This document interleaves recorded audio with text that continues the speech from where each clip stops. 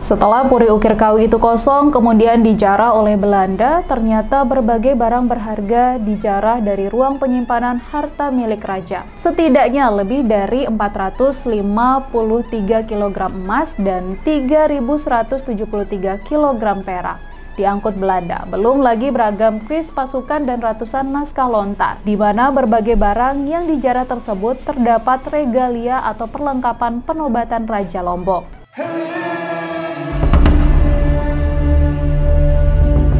Assalamualaikum warahmatullahi wabarakatuh. Kembali lagi dengan Hesti tentunya di channel kita Info Nusa, mengenal sejarah, menambah wawasan. Tapi sebelum itu jangan lupa like dan juga komen di kolom komentar kita, dan jangan lupa ikuti terus kita di channel Info Nusa dan klik loncengnya agar Sobat Nusa dapat notifikasi video-video terbaru terkait dengan sejarah Nusantara. Mahkota Raja Lombok. Mahkota adalah salah satu yang memang ikonik yang sangat populer di kalangan kerajaan pada zaman itu, yang dimana mahkota adalah simbol ketahtaan. Sejauh ini banyak yang bertanya, jika memang Lombok punya kerajaan pada masa itu, pastilah rajanya punya mahkota.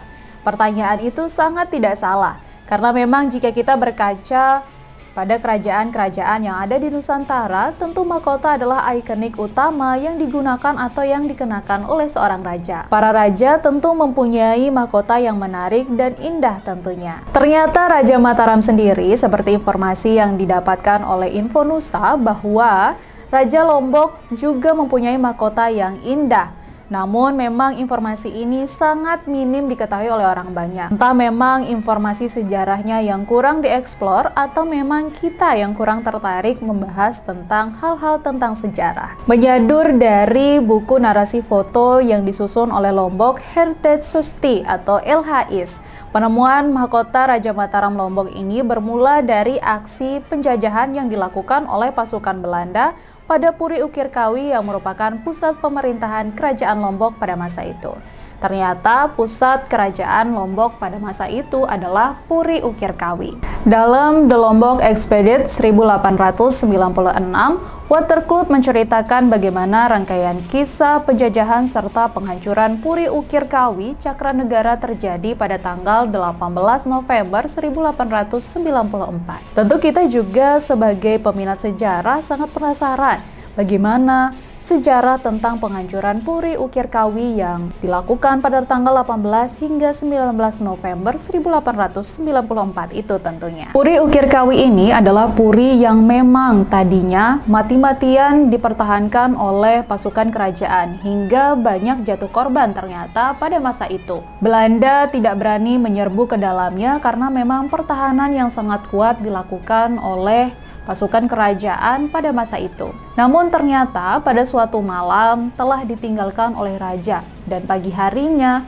setelah Puri Ukir Kawi itu kosong kemudian dijarah oleh Belanda, ternyata berbagai barang berharga dijarah dari ruang penyimpanan harta milik raja. Setidaknya lebih dari 453 kg emas dan 3.173 kg perak diangkut Belanda. Belum lagi beragam kris pasukan dan ratusan naskah lontar, di mana berbagai barang yang dijarah tersebut terdapat regalia atau perlengkapan penobatan Raja Lombok, seperti sebuah bros berlian yang begitu besar dan cantik serta mahkota yang bertatakan batu permata. Pada masa itu ternyata Belanda tidak hanya menjarah beberapa, namun hampir semua barang yang ada di Puri Ukir Kawi dijarah secara brutal oleh Belanda pada masa itu. Setelah penjarahan itu selesai dan Belanda akhirnya membawa semua hasil jarahannya dari Puri Ukir Kawi dan juga pengasingan raja beserta putra dan cucunya.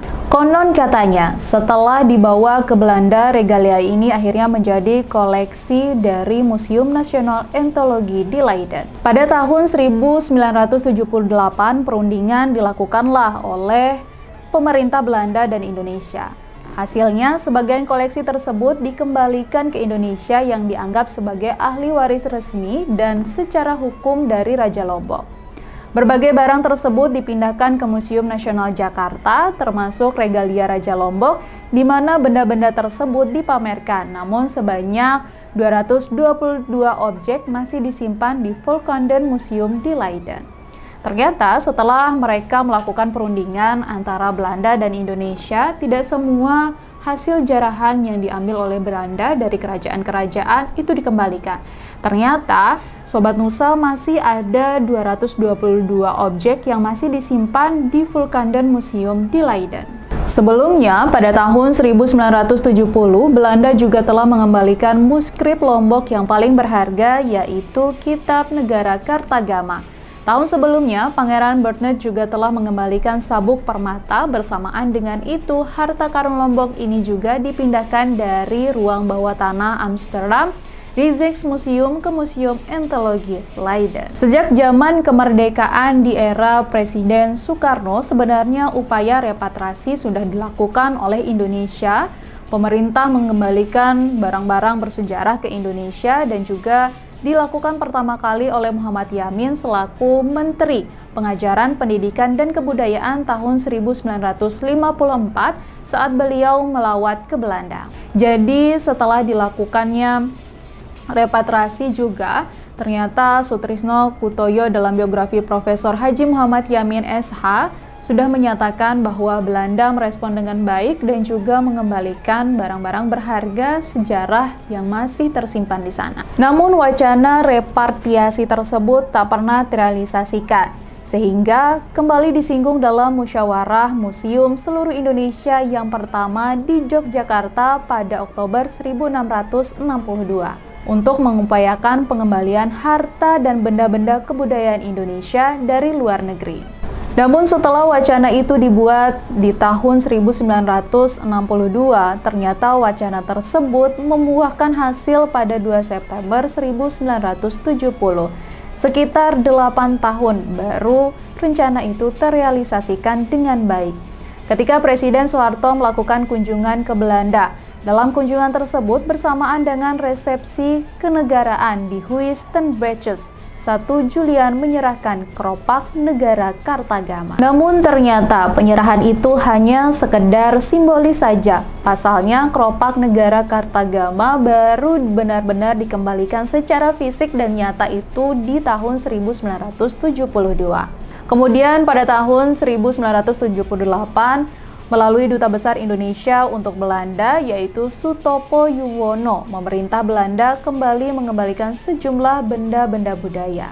Benda-benda tersebut antara lain payung pelana kuda dan tombak penggerakan di Ponorogo, serta 243 benda pusaka Lombok hasil invasi militer di Puri Cakra tahun 1894. Termasuk mahkota yang merupakan bagian dari regalisi Raja Lombok sebagaimana dijelaskan di atas.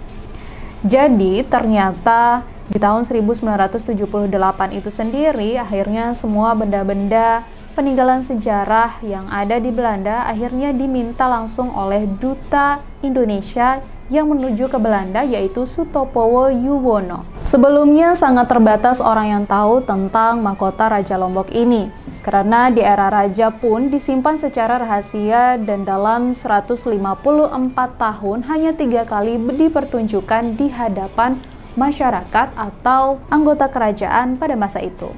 Sehingga tidak heran jika memang Sobat Nusa banyak yang tidak tahu apakah benar Raja Mataram memiliki kerajaan dan juga Mataram Lombok memiliki mahkota. Sekalipun demikian, kita masih memiliki PR. Masih banyak barang peninggalan Lombok yang belum dikembalikan oleh Belanda, dan ini merupakan tanggung jawab kita bersama.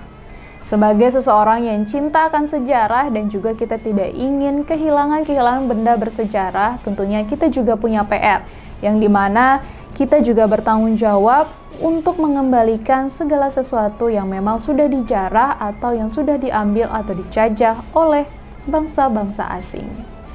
Untuk itu, Sobat Nusa, kita akan kembali lagi dengan informasi-informasi menarik tentunya seputar dengan sejarah-sejarah Nusantara. Begitulah sejarah bagaimana mahkota Raja Mataram itu ada dan kenapa mahkota kerajaan Mataram itu tidak selalu dieksplor, karena dalam 154 tahun hanya 3 kali diperlihatkan di hadapan umum. Tetap pantau terus kita di channel kita Info Nusa agar Sobat Nusa mendapatkan informasi-informasi sejarah yang menarik tentunya terkait dengan sejarah Nusantara. baik sejarah yang ada di wilayah Lombok, Bima, Sumbawa, Sumatera, Sulawesi, dan lain sebagainya. Tetap ikuti terus kita, jangan lupa like, komen, dan ikuti terus channel kita, dan jangan lupa klik loncengnya agar Sobat Nusa dapat informasi-informasi terkini dari video-video terbaru yang kita upload setiap harinya. Sekian, terima kasih, sampai jumpa, see you, bye-bye.